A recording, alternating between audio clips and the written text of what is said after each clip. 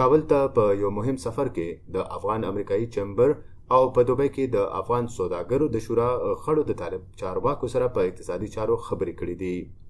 د اقتصادي چارو لپاره د طالبانو مرستیال وزیر اعظم مولا عبدالغني برادر هم په غونډه کې ګډون کړی. کابل کې د غونډو ګډونوالو په افغانستان کې لګېدلي بندیزونه د هېواد د اقتصادي او د ولسونو د کړمو یو لوی علت بللی دی.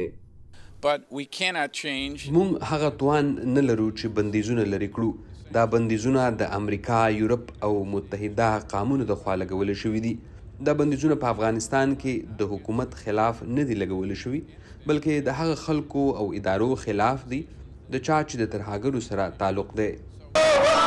2 کاله وړاندې د اګست په میاشت کې طالبانو په افغانستان کې واک ترلاسه کړی و، خو د ښځو د تعلیم، روزګار او بنیادي حقونو د ټول شموله حکومت او د عامې ازادۍ په اړه د طالبانو د ګامونو په وجه امریکا او نورو هیوادونو او ادارو پر دوی اقتصادي بندیزونه ولګول.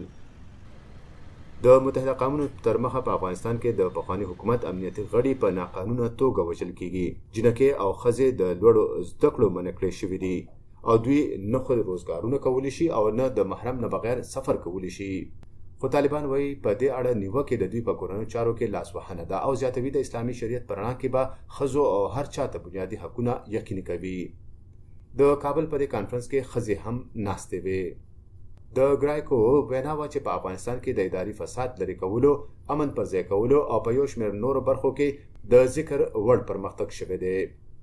ګرایکو ویل چې غواړي په افغانستان کې شخصي کاروبارونو سره مرستې وکړي او په تیرو 2 کالو کې د کړمو سره مخ د ولس د ښې دپاره کار وکړي او زیاته کړې ده چې د افغانستان په بینکونو لګېدلي بندیزونه ولس ته کړمې رامخې ته کړي دي.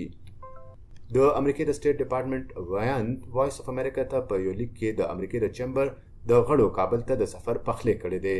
سټیټ ډپارټمنټ ویلي دی چې امریکا د افغان ولس سره د خپل اقتصاد د بیا بحالۍ په هلو ځلو کې ولاړه ده. افغانستان د خارجي او داخلي پانګونې لپاره مناسب چاپیریال رامنځته شوی ده. د امنیت په برخه کې، په نورو برخو کې نو یو څه ستونزې هم شته چې هغې تجارانو د اسلامي امارت څخه غوښتنه وکړله. البته په ډېرو برخو کې د بانکدارۍ په برخه کې چې تجاران نشي کولی چې خپلې پیسې د بانکي سیستم له لارې حواله کړي. دوی مجبوره دي چې د حوالې له لارې دغه پیسې حواله کړي، چې دې باندې قذاب مصارف راځي، هغه په توکو باندې تاثیر کوي، توکي نرخونه بازار کې لوړېږي. د دې ترڅنګ د ویزو په برخه کې، د پاسپورټونو په برخه کې او نور. د غونډې په مهال د طالبانو مرستیال وزیر اعظم برادر سوداګرو ته ډاډ ورکړو چې د دوی د ستونزو د لرې کولو لپاره یوه کمیټې جوړوي او هڅې به کوي چې د سوداګرو پر وړاندې کومې ستونزې هم رامخته کیږي په چټکه توګه هغه له منځه یوسي.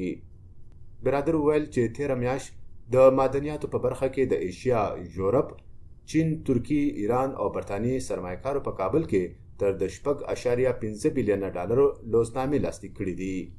خصوصي سکتور نشي کولای د نورمال بانکي خدماتو نه ګټه واخلي. په دې معنا چې د افغانستان بانکونه د نړۍ نورو بانکونو سره وصل نه دي او مستقیما او غیر مستقیم سانکشنونو د لاسه، بندیزونو د لاسه نشي کولای په آزادانه ډول تجارت وکړي. د دې اغیزې په اقتصاد باندې دي.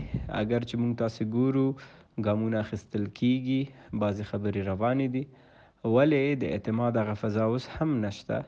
افغان سوداګر په هیواد کې د مسلکي کارمندانو د کمی، په ګرانه بیه د خام مال راوړلو او بیا د خارجي توکو په مقابله کې د ملکي شیانو د زیاتو بیو ستونزې هم لري. دوی غواړي د طالبانو حکومت د په خارجي توکو ټیکسونه سیوا کړي. طالبان وایي په هیواد کې یې امن پر ځای کړی او غواړي د نړۍ سرمایه‌کار افغانستان ته د کاروبارونو لپاره ورشي. خو بیا ځینې څېړونکي وایي هم د طالبانو د ګامونو په وجه په هیواد کې تفریحي، د ودونو او د ښځو کاروبارونه اغېزمن شوي دي. ارباب محمود علي، وایس اف امریکا، ډیوا، واشنګټن.